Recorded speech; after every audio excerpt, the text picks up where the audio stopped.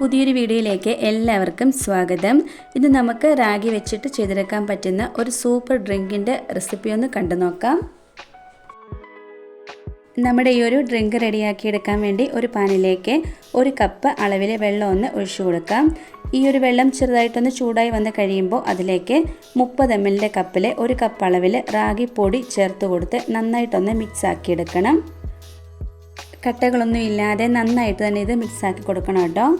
Law ഫ്ലെയിമിൽ വെച്ചിട്ട് തന്നെ വേണം ഇത് കുക്ക് ചെയ്തെടുക്കാനായിട്ട്. നന്നായിട്ട് വെന്ത് കുറുകി കിട്ടണം. വെള്ളത്തിൽ അല്ലാതെ പാലൊഴിച്ചും ഇത് കുറുക്കിയെടുക്കാവുന്നതാണ്. ഇതാ നമ്മുടെ റാഗി ഇപ്പം നന്നായിട്ട് തന്നെ ഇവിടെ കുറുകി കിട്ടിയിട്ടുണ്ട്. നിങ്ങൾക്ക് ഇത്രയും ആവശ്യമില്ല എന്നുണ്ടെങ്കിൽ പകുതി എടുത്തിട്ട് ബാക്കി ഫ്രിഡ്ജിൽ വെച്ചേക്കാവുന്നതാണ്. 2-3 പ്രാവശ്യമായിട്ട് ഈ ഒരു സ്മൂത്തി ഉണ്ടാക്കി കഴിക്കാവുന്നതാണ്. ഇനി ഒരു മിക്സിയുടെ ജാറിലേക്ക് നമ്മൾ റെഡിയാക്കി എടുത്തിട്ടുള്ള റാഗി ഇട്ട് കൊടുക്കാം. ഞാനിതിൻ്റെ പകുതി മാത്രമേ എടുത്തിട്ടുള്ളൂ. ഇനിയും ഒരു ചെറിയ ആപ്പിളിൻ്റെ പകുതി കട്ട് ചെയ്ത് എടുത്തതാണ്, അതും കൂടെ ഇട്ട് കൊടുക്കാം. 2 ഈന്തപ്പഴം കുരു കളഞ്ഞ് എടുത്തത് അതും കൂടെ ഇട്ട് കൊടുക്കുന്നുണ്ട്. നിങ്ങൾക്ക് ഇതിലേക്ക് ഇഷ്ടത്തിനനുസരിച്ച് ഫ്രൂട്ട്സ് ആഡ് ചെയ്ത് കൊടുക്കാവുന്നതാണ്. ഇതിലേക്ക് നമ്മൾ പഞ്ചസാര ചേർത്ത് കൊടുക്കുന്നില്ല, പകരം തേനാണ് ചേർക്കുന്നത്. നിങ്ങളുടെ കയ്യിൽ ചെറുതേന ഉണ്ടെങ്കിൽ അതായിരിക്കും കുറച്ചും കൂടെ നല്ലത്. അതൊരു സ്പൂൺ ഒഴിച്ചു കൊടുക്കാം. ഈ റാഗിയുടെ ടേസ്റ്റ് എല്ലാവർക്കും മറ്റും പിടിക്കണമെന്നില്ല.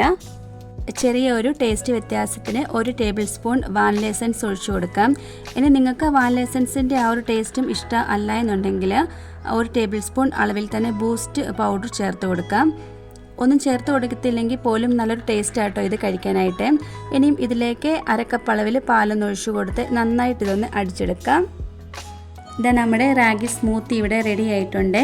വെയിറ്റ് കൺട്രോൾ ചെയ്യാൻ ആഗ്രഹിക്കുന്നവർക്ക് ബ്രേക്ക്ഫാസ്റ്റായിട്ടും ഒക്കെ ഇത് കഴിക്കാവുന്നതാണ്. മാത്രമല്ല ഷുഗർ നോർമലാകാനായിട്ട് ഈ ഒരു ഡ്രിങ്ക് സഹായിക്കും. ഇനിയും ഇതിലേക്ക് കുതിർത്തി വെച്ചിട്ടുള്ള സബ്ജ സീഡ്സ് 2 ടേബിൾ സ്പൂൺ അളവിൽ ചേർത്ത് കൊടുക്കാം. ഇനി നിങ്ങൾക്ക് ഇതിൻ്റെ മുകളിലേക്ക് ബദാം അല്ലെങ്കിൽ പിസ്ത ഒക്കെ ആണെന്നുണ്ടെങ്കിലും വെച്ച് കൊടുത്ത് ഗാർണിഷ് ചെയ്തെടുക്കാവുന്നതാണ്. ഇന്നത്തെ നമ്മുടെ ഈ ഒരു വെയിറ്റ് ലോസ് റെസിപ്പി എല്ലാവർക്കും ഇഷ്ടമായി കാണുമെന്ന് വിചാരിക്കുന്നു. ഇഷ്ടമായിട്ടുണ്ടെങ്കിൽ ലൈക്കും കമൻറ്റും സബ്സ്ക്രൈബും ഒന്നും ചെയ്യാൻ മറന്നു പോകരുതേ. അടുത്ത വീഡിയോയിൽ കാണാം. താങ്ക്